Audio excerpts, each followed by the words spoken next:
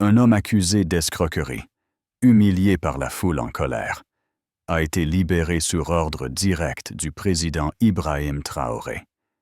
Une scène incroyable, presque irréelle.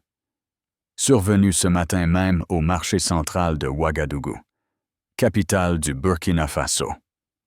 Qui est cet homme? Pourquoi le président s'est-il personnellement impliqué dans cette affaire choc? Ce matin-là, le marché central semblait prêt à exploser. Une foule dense entourait un homme à genoux, les poignets solidement menottés, les vêtements déchirés. Le regard vide. Il subissait sans réaction les cris et les insultes des passants. On le traitait d'imposteur, d'escroc, d'homme qui exploitait la générosité des autres en prétendant être professeur. Le tumulte devenait incontrôlable. Certains sortaient leur téléphone pour filmer la scène. Les voix s'élevaient de plus en plus fort, réclamant justice immédiate, sans même connaître vraiment l'histoire derrière cette humiliation publique. Soudain, tout bascula. Un convoi de véhicules officiels, vitres teintées et gyrophares éteints, s'arrêta brusquement à quelques mètres du chaos. Des hommes robustes sortirent rapidement, formant une barrière de sécurité silencieuse mais efficace. Un homme au visage ferme descendit calmement d'une des voitures. Avançant vers l'épicentre de l'événement, le silence tomba aussitôt sur la foule médusée. C'était Ibrahim Traoré, le président du Burkina Faso lui-même, venu sans prévenir. Traoré s'approcha lentement de l'homme enchaîné. Leurs regards se croisèrent brièvement. Un instant assez puissant pour faire vaciller la froide détermination présidentielle. Quelque chose dans les yeux de cet inconnu, une sorte de reconnaissance ancienne, semblait percer directement l'âme du chef d'État, le président. Sans un mot, fit signe à l'officier de police qui hésitait encore. Les menottes tombèrent aussitôt au sol, dans un silence profond, presque irréel. Puis, d'un geste simple mais symbolique, Ibrahim Traoré tendit lui-même sa main vers l'homme à terre, l'invitant à se relever. L'homme hésita brièvement, puis accepta ce geste inattendu, chargé d'une dignité presque oubliée, tandis qu'il se relevait. Le président se tourna brièvement vers la foule. Son regard perçant balayait lentement chaque visage. Il déclara simplement, d'une voix posée mais tranchante, « Cet homme est désormais sous ma protection. » Aucune autre parole ne fut nécessaire. Le président Traoré escorta calmement cet homme vers sa voiture, disparaissant aussi soudainement qu'il était apparu, laissant derrière lui une foule interdite. Rapidement, les murmures reprirent, certains exprimant une admiration profonde pour le geste présidentiel, d'autres déjà sceptiques, questionnant ouvertement ce choix inattendu. Une chose était sûre, cette scène resterait longtemps gravée dans leur mémoire collective, dans le calme pesant d'une pièce isolée du palais présidentiel. L'homme du marché était assis sur un lit, le regard perdu. Ses plaies superficielles avaient été traitées, mais celle qui marquait son âme semblait encore ouverte, à quelques mètres de là. Ibrahim Traoré écoutait attentivement le rapport préliminaire des enquêteurs. Chaque mot renforçait l'expression de gravité sur son visage. Un nom surgissait enfin clairement des ombres du passé, Amadou Diarra, un ancien professeur d'université admiré pour son intégrité et sa lutte courageuse contre la corruption. Puis soudain, il avait disparu mystérieusement, il y a plus de 10 ans, sans explication officielle.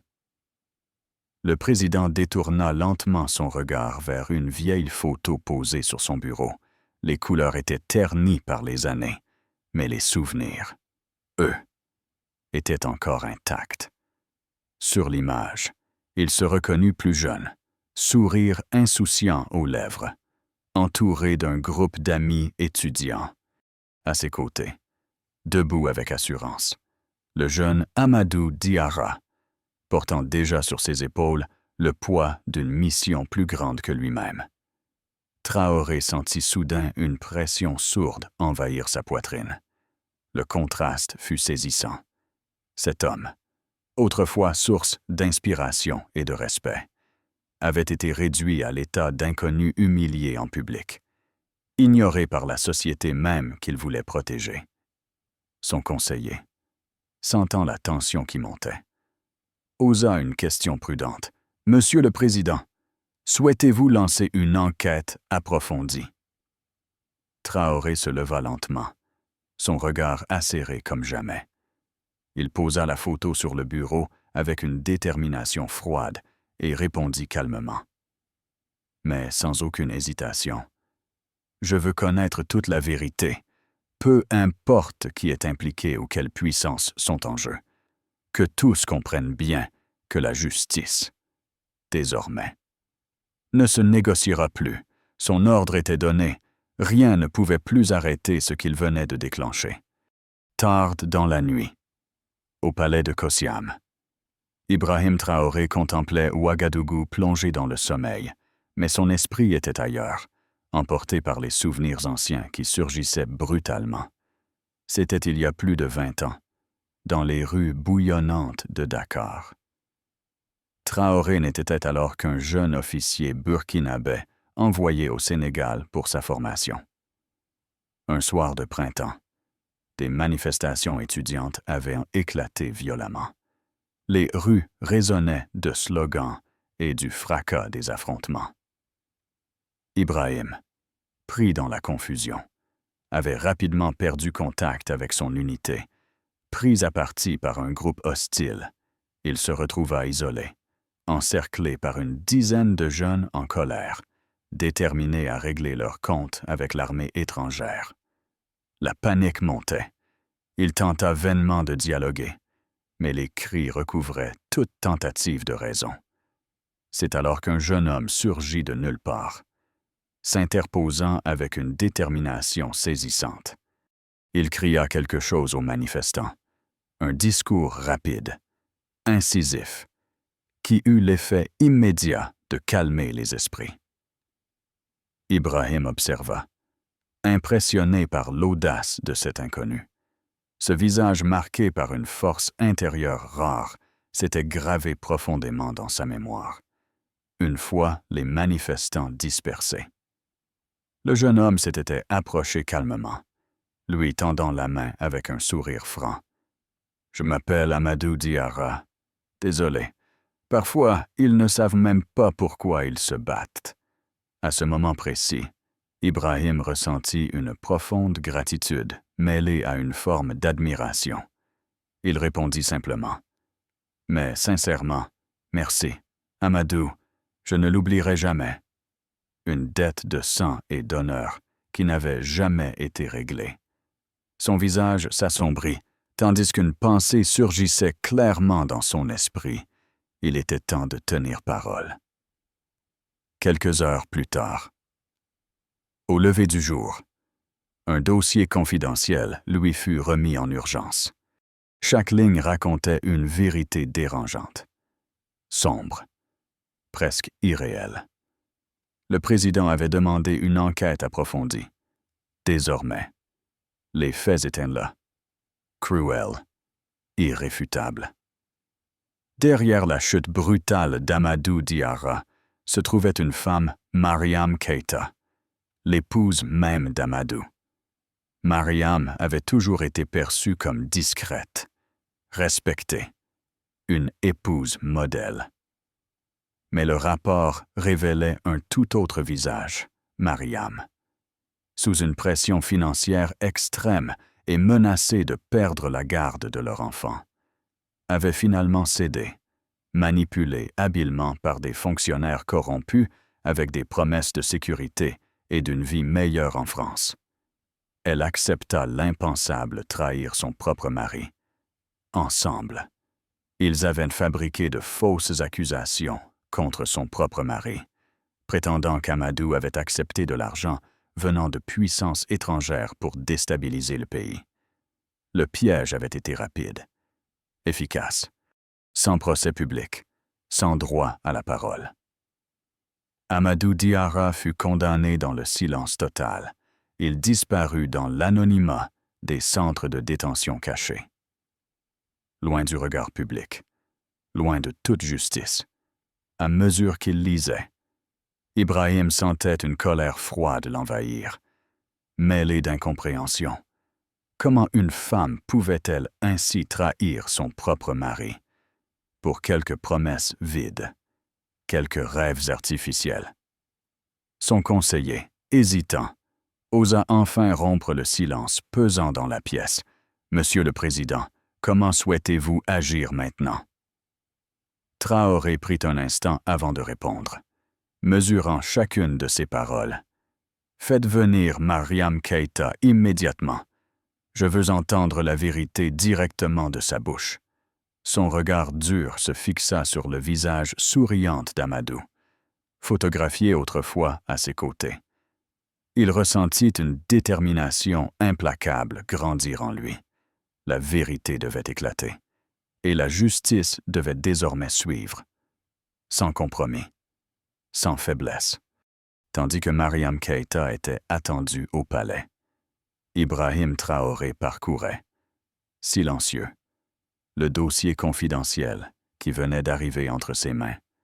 Chaque détail lui révélait une horreur jusque-là inimaginable, dissimulée derrière des murs de béton froid et de secrets d'État. Les pages décrivaient un centre clandestin situé aux frontières isolées du Burkina Faso, loin des yeux du monde. Un lieu où l'État avait jadis enfermé des opposants politiques jugés trop dangereux pour être jugés publiquement. C'est précisément là qu'Amadou Diarra avait passé plus d'une décennie. Oublié de tous, réduit au silence absolu, selon les témoignages anonymes recueillis. Amadou avait résisté avec une dignité extraordinaire, malgré les privations et l'isolement. Durant toutes ces années, sans procès ni avocat, il n'avait jamais renoncé à son innocence. Chaque jour avait été une bataille silencieuse contre l'oubli imposé par un système corrompu, décidé à faire disparaître toute voix dissidente. Le rapport révélait aussi comment Amadou avait finalement échappé à ce cauchemar. Une évasion inattendue lors d'un chaos interne provoqué par une révolte spontanée dans le centre, ayant saisi l'unique opportunité offerte par le destin. Amadou s'était enfui, sans papier, sans identité, hanté par le poids insupportable du passé. Le président referma lentement le dossier. La vérité était désormais claire, brutale. Cette vérité imposait une seule question: combien d'autres avaient subi le même sort? Dans le même silence coupable. Son conseiller, conscient de l'ampleur des révélations, brisa enfin le lourd silence. « Monsieur, voulez-vous que nous fermions immédiatement ce lieu? » Ibrahim répondit calmement, mais avec une détermination glaciale. « Fermez-le immédiatement. Plus jamais personne ne devra connaître cette indignité. » La décision venait d'être prise. Ibrahim Traoré savait désormais que son combat allait bien au-delà d'un simple cas individuel. C'était un combat contre l'ombre elle-même. Quelques heures après avoir ordonné la fermeture du centre secret, Ibrahim Traoré sentit l'étau se resserrer davantage. Plus il avançait, plus l'ampleur de la corruption et du mensonge devenait claire. Face à lui, sur son bureau, reposaient des documents marqués d'un cachet rouge confidentiel. Chaque feuillet représentait un danger potentiel. Chaque phrase, un réseau invisible de manipulation. Ibrahim comprenait désormais qu'il ne s'agissait plus seulement d'Amadou Diarra, mais d'une structure parallèle, enracinés profondément au cœur de l'État burkinabé. Des noms connus, familiers même, apparaissaient clairement ministres. Haut responsable, homme de confiance. Un véritable réseau d'influence s'était formé depuis des années, manipulant les leviers de l'administration pour étouffer toute voix critique. Leur objectif était clair: protéger leurs intérêts personnels à tout prix, même au détriment du pays tout entier. Le président prit une profonde inspiration, conscient du poids de la vérité qu'il venait de découvrir. Son conseiller personnel entra dans la pièce, interrompant ses pensées. « Monsieur, certains parmi eux occupent encore des postes clés dans votre gouvernement, » dit-il prudemment. Traoré leva lentement les yeux vers lui, d'un regard dur et résolu. Peu importe leur fonction ou leur pouvoir actuel, je veux tous leurs noms. Personne ne sera épargné, déclara-t-il d'un ton calme mais incisif. Un silence lourd s'installa. Ibrahim Traoré savait que cette décision allait provoquer des vagues, peut-être même une tempête politique. Pourtant, il était prêt à assumer ce risque, car pour lui, la vraie bataille n'était pas seulement contre des individus, mais contre une culture entière d'impunité et de corruption. Ce jour-là, derrière les murs silencieux du palais présidentiel, une guerre silencieuse venait de commencer, celle d'un homme déterminé à restaurer la vérité, coûte que coûte. Quelques jours plus tard, la salle principale de l'Assemblée nationale était pleine à craquer. Ministres, députés, journalistes, tous attendaient dans une tension palpable. L'annonce présidentielle avait suscité une véritable onde de choc. Ibrahim Traoré allait dévoiler publiquement des vérités jamais dites auparavant. Le président entra calmement dans la salle, le visage imperturbable malgré la gravité du moment. À peine fut-il installé au pupitre que les regards s'intensifièrent. Captant chaque mouvement, chaque nuance de son expression, sans préambule inutile, il ouvrit directement le dossier confidentiel. Posé devant lui, sa voix, claire et posée, résonna fermement à travers les murs de l'Assemblée. « Je suis ici aujourd'hui pour réparer une injustice longtemps cachée par l'État lui-même. » Un silence complet envahit la salle. Personne n'osait interrompre cette révélation, consciente que quelque chose d'historique se jouait en direct sous leurs yeux. Ibrahim Traoré continua, imperturbable. « Il y a plus de 10 ans, un homme innocent a été condamné sans procès, sans justice, privé de sa dignité humaine, simplement parce qu'il avait osé s'élever contre la corruption. Cet homme, c'est Amadou Diarra. » Le nom résonna comme un coup de tonnerre. Des murmures d'étonnement s'élevèrent brièvement avant d'être étouffés par la force du silence qui suivit. Le président poursuivit calmement, révélant méthodiquement chaque détail les fausses accusations. Le rôle obscur joué par certains hauts fonctionnaires, l'implication d'une structure parallèle ayant infiltré l'État. Aujourd'hui, je ne parle pas seulement d'Amadou Diarra, précisa-t-il, le ton encore plus incisif. Je parle de tous ceux que nous avons sacrifiés au nom de cette corruption institutionnalisée. Son regard se durcit davantage, fixant intensément l'Assemblée devant lui. Désormais, personne ne sera à l'abri. Personne ne pourra plus se cacher derrière sa position, derrière son titre ou son statut. La justice sera implacable. Elle sera totale. Puis il referma lentement le dossier devant lui, laissant résonner un silence impressionnant. Les députés étaient abasourdis. Les journalistes s'activaient déjà, prêts à diffuser ces révélations partout dans le pays. Ibrahim savait qu'en dévoilant publiquement cette vérité, il venait de franchir un point de non-retour. Mais il était prêt à assumer chaque conséquence, chaque tempête politique qui allait suivre. Car, à ses yeux, aucun pouvoir ne valait plus que la vérité elle-même. La salle était plongée dans un silence glacial, à peine troublé par quelques murmures d'étonnement. Ibrahim Traoré venait d'exposer la vérité au grand jour. Mais le plus choquant restait encore à venir.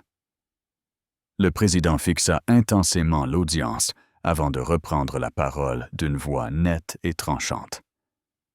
Parmi les responsables directs de ce crime d'État, se trouve un homme assis aujourd'hui même dans cette assemblée.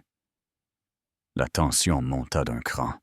Les regards des députés et ministres se croisèrent, incrédules, méfiants, cherchant à deviner l'identité du coupable, sans hésitation.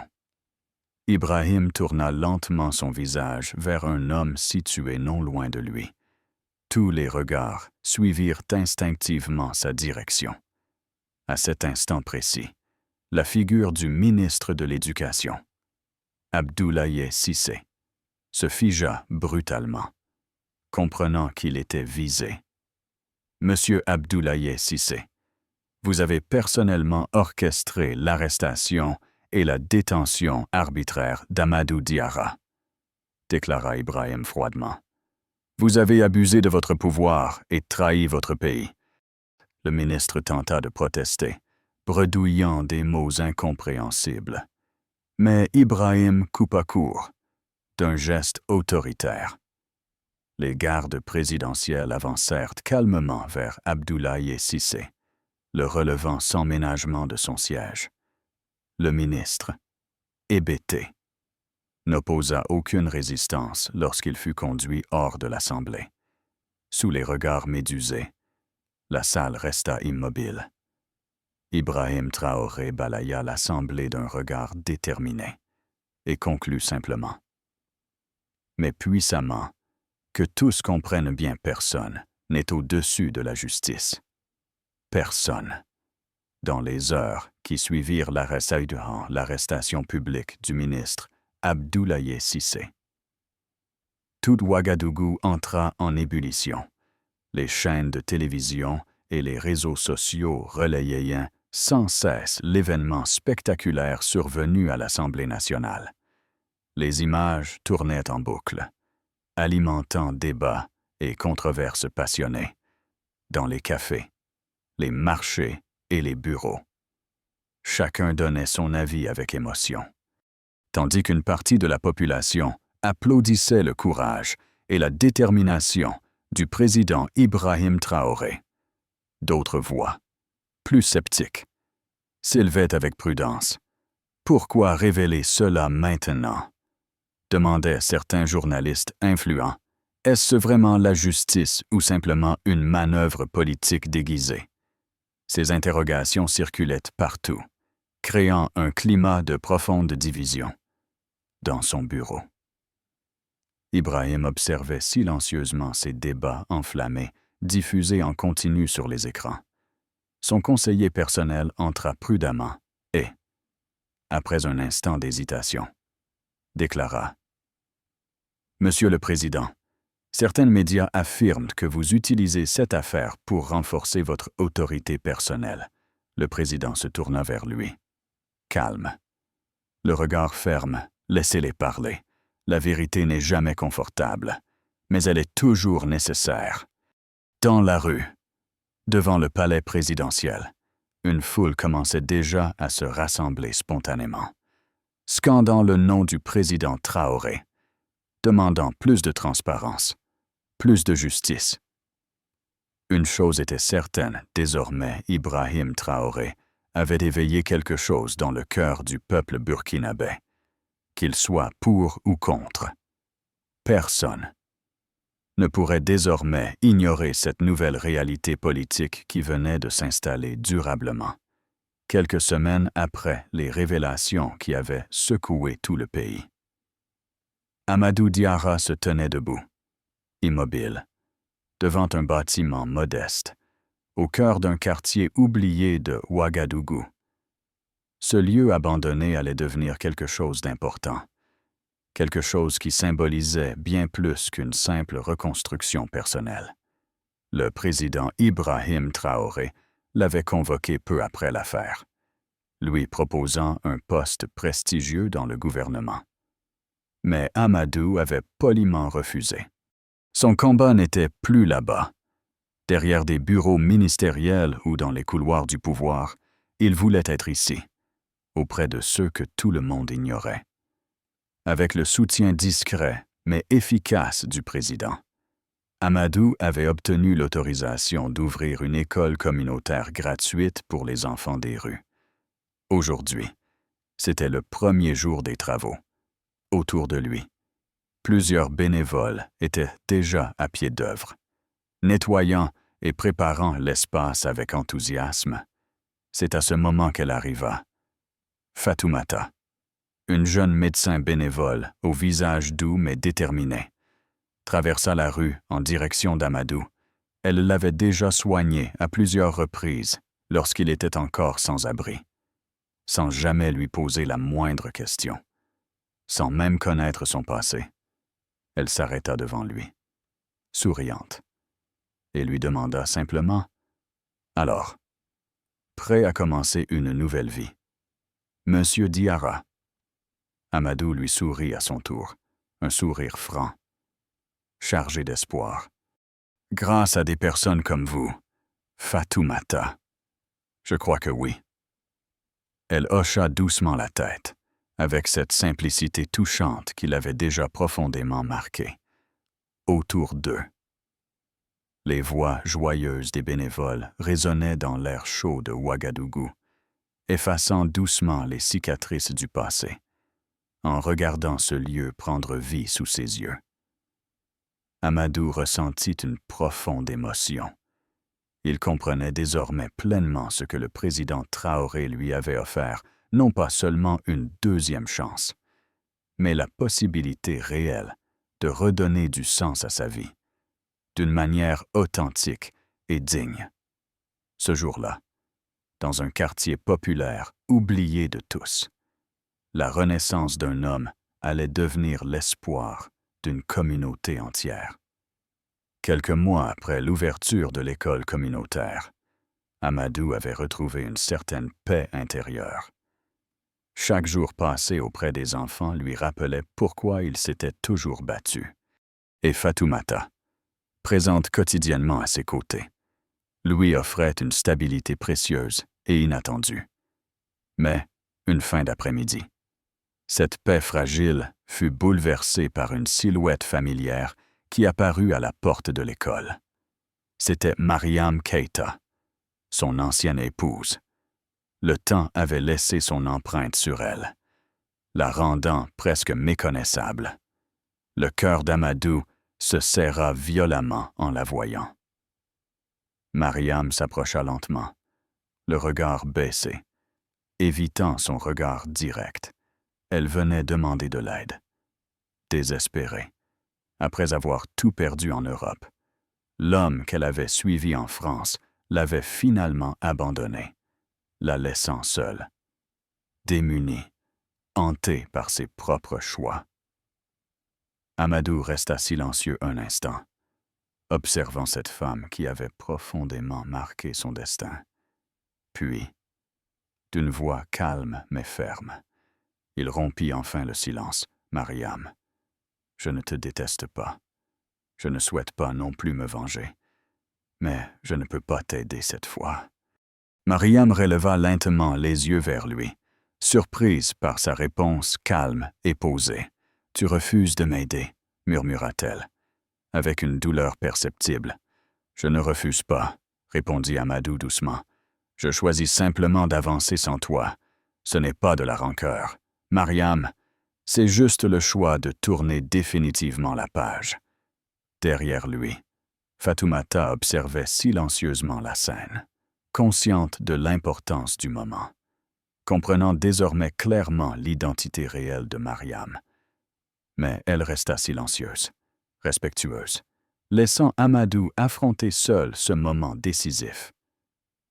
Mariam repartit sans un mot, comprenant que son passé venait définitivement de se refermer derrière elle.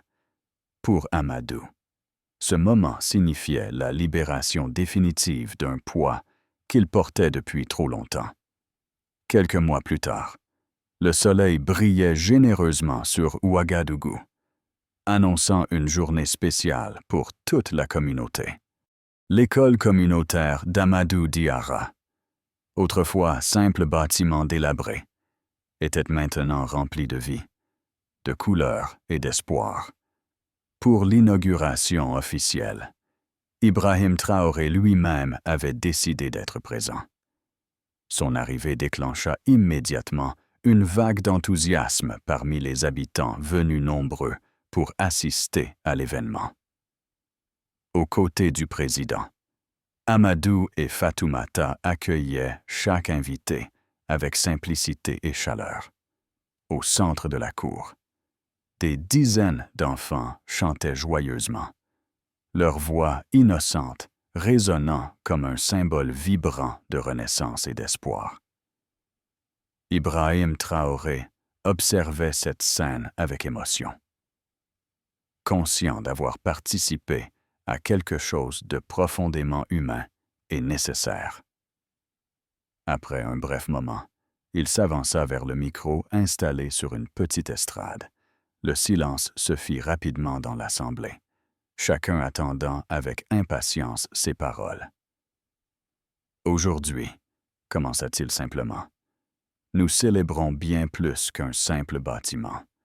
Nous célébrons le courage d'un homme, mais aussi la volonté de toute une communauté de croire encore à l'avenir. » Il se tourna vers Amadou, qui restait humblement à côté de Fatoumata. « Amadou, ton histoire rappelle à chacun de nous que la justice ne peut exister sans compassion, que l'espoir ne peut naître sans vérité. » Il sortit de sa poche une petite médaille brillante, symbole puissant de reconnaissance nationale.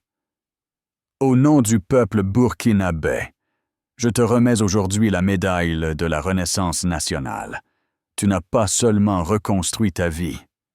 Amadou, tu as reconstruit notre confiance collective en l'avenir. » Sous les applaudissements nourris et sincères, Amadou reçut la médaille avec humilité, les yeux humides mais dignes. Il prononça simplement, avec une sincérité profonde, « Merci, Monsieur le Président. Cette médaille n'est pas seulement pour moi. Elle est aussi pour chaque personne ici présente, chaque enfant, chaque adulte, chaque bénévole qui a cru en cette idée. » La foule applaudit chaleureusement, reconnaissante et émue par ces paroles, tandis que la foule applaudissait chaleureusement. Fatoumata posa doucement sa main sur celle d'Amadou. Leurs regards se croisèrent un instant, échangeant silencieusement un sourire complice qui disait tout. Dans ce geste discret, toute la force tranquille d'une vie enfin retrouvée était parfaitement exprimée. Ce jour-là, dans la chaleur intense de Ouagadougou, une page sombre se referma définitivement, laissant place à une nouvelle histoire, celle d'un homme revenu à la vie et d'un peuple réconcilié avec lui-même. Merci à tous d'avoir regardé cette vidéo. N'hésitez pas à me dire en commentaire ce que vous pensez de cette histoire. Pensez à aimer la vidéo et à vous abonner pour découvrir d'autres contenus passionnants sur ma chaîne. N'oubliez pas de liker, de commenter et de vous abonner pour d'autres histoires inspirantes de développement personnel et d'autonomisation.